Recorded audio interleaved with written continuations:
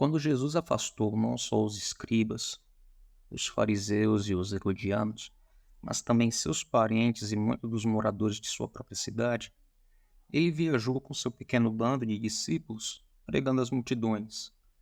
Prevendo o que esperava em Jerusalém, onde desafiaria o partido sacerdotal em sua própria cidadela, Jesus ainda assim levou-os resoluto até lá, caminhando adiante deles, enquanto estes o seguiam, tomados de apreensão.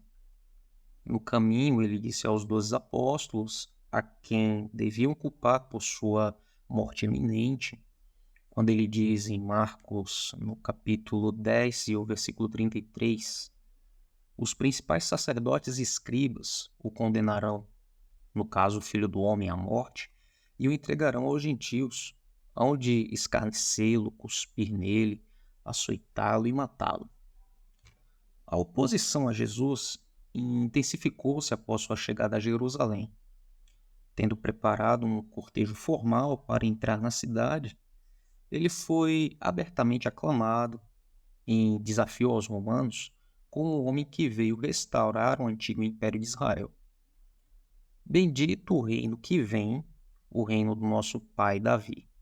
Em seguida, acompanhado dos discípulos, ingressou no templo e nele fez uma chocante demonstração pública. Demonstração essa descrita no livro de Marcos, no mesmo livro de Marcos, no capítulo 11, do versículo 15 ao 16. Acompanhe. Entrando ele no templo, passou a expulsar os que ali vendiam e compravam, derrubou as mesas dos cambistas e as cadeiras dos que vendiam pombas, não permitia que ninguém conduzisse qualquer utensílio pelo templo. Aqui, Jesus invocou as palavras do profeta Isaías e Jeremias, como se falasse pelo próprio Senhor, contra os que permitiam transações financeiras no pátio do templo. Também os ensinava e dizia: não está escrito? A minha casa será chamada casa de oração para todas as nações. Vós, porém, a tendes transformado em covil de salteadores. E os principais sacerdotes e escribas ouviram essas coisas e procuraram um modo de lhe tirar a vida, pois o temiam, porque toda a multidão se maravilhava de sua doutrina. Marcos capítulo 11, do versículo 17 ao 18. Quando os principais sacerdotes e escribas, a quem havia se juntado os membros do conselho judaico, exigiram saber com que autoridade ele agia, Jesus recusou-se a responder.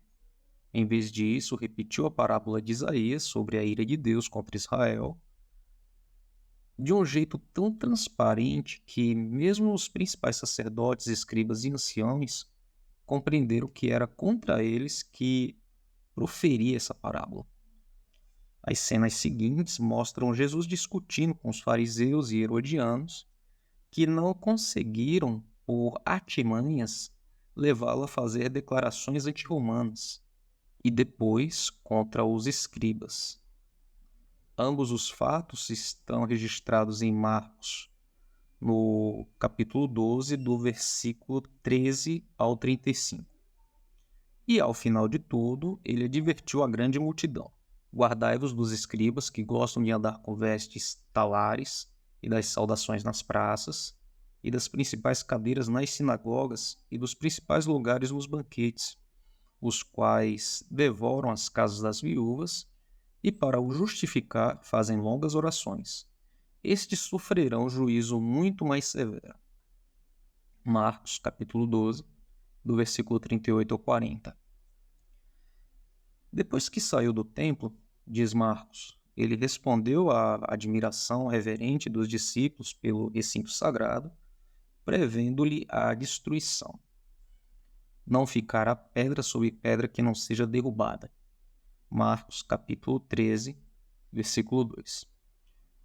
Quando Pedro, Tiago, João e André lhe perguntaram em particular o que ele quis dizer, Jesus sentou-se com eles no alto do Monte das Oliveiras, em frente ao templo, e explicou.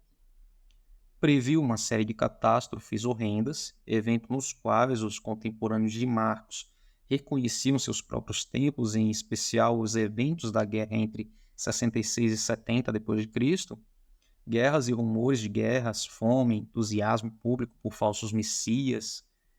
Jesus advertiu em linguagem velada que quando eles vissem o abominável da desolação situado onde não deve estar, que seria a profanação do templo pelos pagãos, deveriam fugir para as montanhas.